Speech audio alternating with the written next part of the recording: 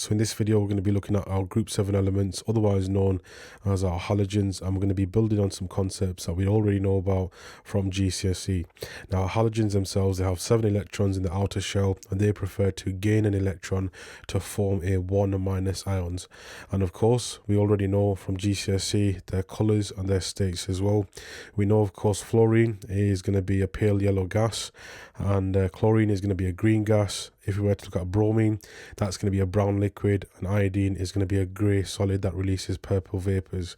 Now, all of these, they're going to exist as, of course, diatomic molecules, and their structure is going to be, of course, a simple covalent lattice. If we were to look at the electron configuration at an A-level standard, we know, of course, they have 5 electrons in the p subshell itself. And as we go down the group, right, we increase in the number of shells that we've got. So I've got 2p5 for fluorine, 3p5 for chlorine, 4p5 for bromine, and then 5p5 for iodine. Now, in terms of their reactions, they're normally going to be reduced, and they're going from a 0 to a -1 oxidation state. And we can actually write a general equation where we can represent a halogen with X. So if I've got X2, I've got a halogen diatomic molecule, and that is going to gain 2 electrons, and it's going to form, of course, our halide ions, where I end up with 2 lots of X- itself. Now, if we were to look at the oxidation state of our halogen, it's going to be 0, and then our halide ion, that's going to be -1. We can see, of course, the numbers getting more negative, so our substance is being reduced itself. Now, if you were to reduce something, then we can refer to that halogen as a oxidizing agent itself, because it will help something else be oxidized in the redox reaction, mainly something like a metal itself. Moving on, if we were to look at our boiling and melting points, we can explain this using, of course, again, our acronym, which is going to be SPEC without the C, where we look at the structure, the bonding, and the relative energy required to overcome. If we were to look at our melting and boiling points going down the group, I've got fluorine, chlorine, bromine, and iodine. And what we know is that the melting and boiling point is going to increase. We know, of course, fluorine is the one that's a gas, chlorine is going to be a gas as well, bromine is going to be a liquid, and then iodine is going to be a solid itself. The reason why boiling and melting points increase down the group is because the number of actual electrons increases, and the size of the atom, the atomic radius, is going to increase as well. Now, if that's the case, remember the structure. The structure is going to be a simple covalent lattice itself, and that relies on the strength of induced dipole-dipole interactions between the actual molecules, which we know, of course, is going to increase going down the group because it increases with the number of electrons itself. Now, of course, if we were to increase the strength of the induced dipole-dipole interactions, we know that that requires more energy to overcome itself, and there is our explanation done. Now, we already know that these don't conduct electricity because, of course, they contain no charged particles, no delocalized electrons, or our mobile ions itself as well. So yeah, we already know about halogens in terms of their standard state, whether they're solid, liquid, or gas, and then their appearance in terms of color as well. But what about if we were to take our halogens and dissolve them in water? In other words, they're going to be aqueous, right, in terms of their physical state. Now, of course, if we were to deal with an aqueous halogen in terms of iodine, that's going to be a brown solution. That's what it makes. Bromine is an orange solution. And then, of course, chlorine is going to be a pale green solution. Now, the thing is, sometimes it's going to be quite hard to see this, especially if we're dealing with a very low concentration of our actual halogen itself in solution. Now, what we can actually do is shake our actual reaction mixture with some sort of an organic solvent. Could be anything, really. In this case, we're going to use cyclohexane. And what happens is that the actual iodine, bromine, and chlorine will prefer to adhere, because they're non-polar, to the non-polar solvent itself. So essentially, that halogen is going to dissolve in our organic solvent, and normally the color becomes a lot more vibrant. Now, you can see, of course, in this example, iodine is going to be brown when it's aqueous, but of course, when I give it a bit of a shake with some cyclohexane, some organic solvent, the cyclohexane will settle at the top, and we end up with this violet layer over here. I could do the same thing with bromine, and really you don't really see much change apart from this layer over here. So the rest of it decolorizes, but of course we end up with an orange kind of very vibrant color itself there. And then same thing with chlorine again, right? Remember, water is polar, cyclohexane, it's going to be non-polar, and they both do not mix together. Think about oil and water, they don't mix together, you'll end up with oil at the top, and that's basically very similar to something that you've got over here. So yeah, that's a way that we can intensify the color if the concentration is going to be very low. And just remember, a way that you can actually separate out this layer is by using a separating funnel, which you'll come across later in module 4. So yeah, moving on then, why are these colors going to be important? Well, we can actually do some reactions to show the reactivity going down the group. We call these displacement reactions. But in terms of reactivity, we already know our halogens, they're going to gain an electron to be reduced, and that's how they react. Now, how easily they gain that electron is going to be dependent upon, of course, our idea of non-cause, where we think about the nuclear attraction for the incoming electron to attract it and to actually form a ion itself, to form a negatively charged ion itself. You can see here I've got two atoms. One of them is going to be for fluorine, one of them is going to be for chlorine. They're missing an electron, and when they gain an electron, they end up forming a fluoride and a chloride ion. Now, halogens going down the group, in terms of reactivity, they're going to decrease. In other words, we can actually say that their oxidizing power, they're going to be less oxidizing going down the group. Why is this the case? Well, we can think about it in terms of non-cause. The number of shells is going to increase, therefore we know the shielding is going to increase, the atomic radius is going to increase. What about nuclear charge? Well, nuclear charge, we know it increases down the group. We still need to mention it, even though it has no effect, because of course the atomic radius and shielding will outweigh the nuclear charge. The nuclear charge will make it more reactive down the group. Atomic radius and shielding effects will make it less reactive going down the group. But we know these two factors are going to outweigh the nuclear charge. Overall, it means that, of course, going down the group with a larger atom, it's going to be having a lower nuclear attraction, and therefore it's going to be harder to gain an electron to form a 1- ion itself. So in this bottom case over here, it's harder for chlorine to gain this electron compared to this fluorine gaining this electron over here to form the halide ions, to form the chloride and the fluoride ions itself. Now, we can actually prove this using, of course, some displacement reactions. We can show the oxidizing strengths with displacement reactions with halide ions. Now, the general rule that we need to remember in A-level chemistry is that the more reactive halogens will oxidize and displace the halide ions of less reactive halogens itself. So, you know, of course, the most reactive is fluorine.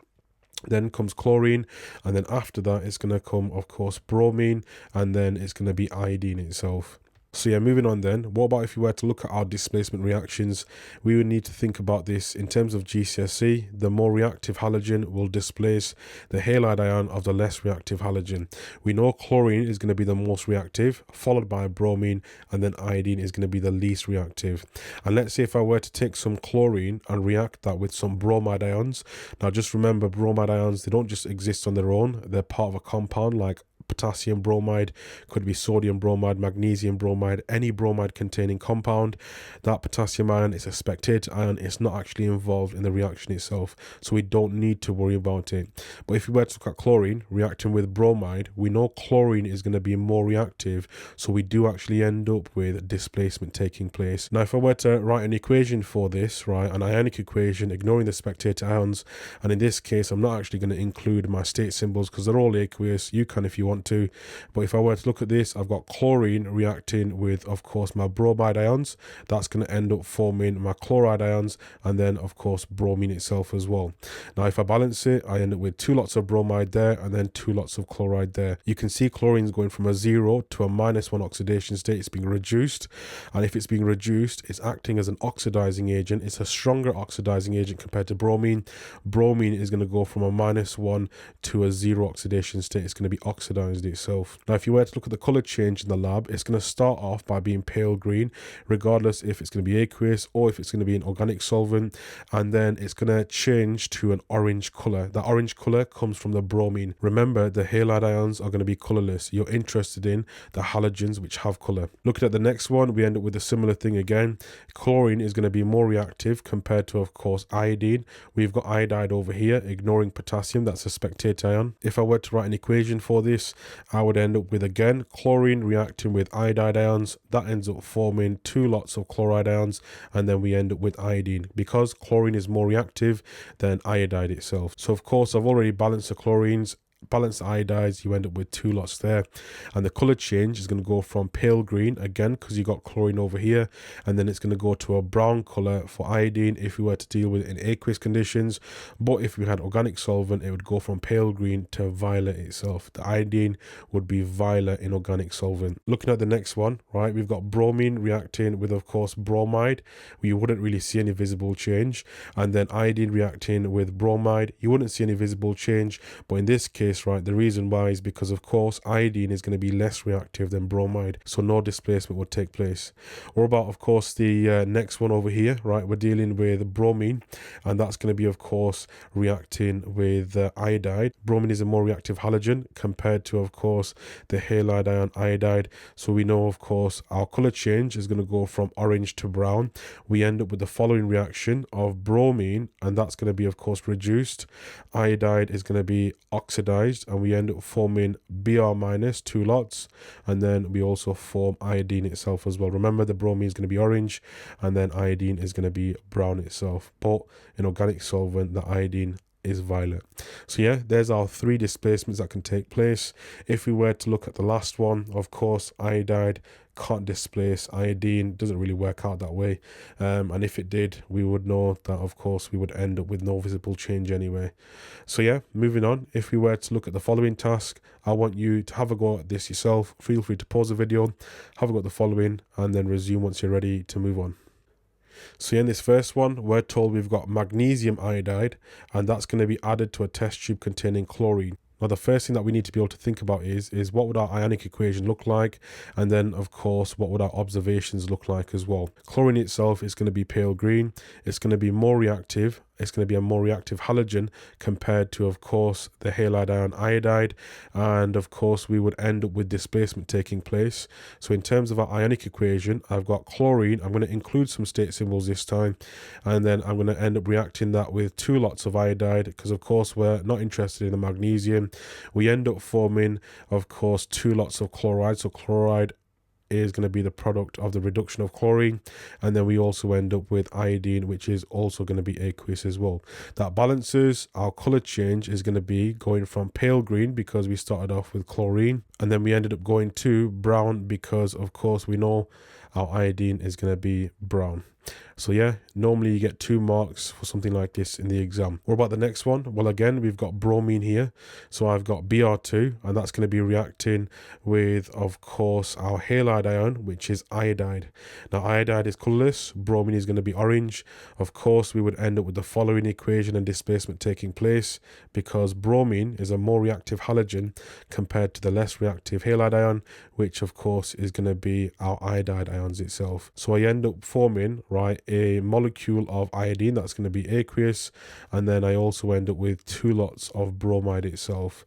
Now remember, we started off with bromine, so we know our solution is going to be orange to begin with, and then because we're dealing with, of course, aqueous solutions, that's what we're assuming anyway, it's going to go from orange to brown itself. Again, 2 more marks. The next one, you got bromide here, you've got chlorine there. Chlorine is going to be more reactive compared to, of course, our bromide ions. So we end up with 2 lots of bromide ions reacting. That's going to be oxidized while chlorine is going to be reduced.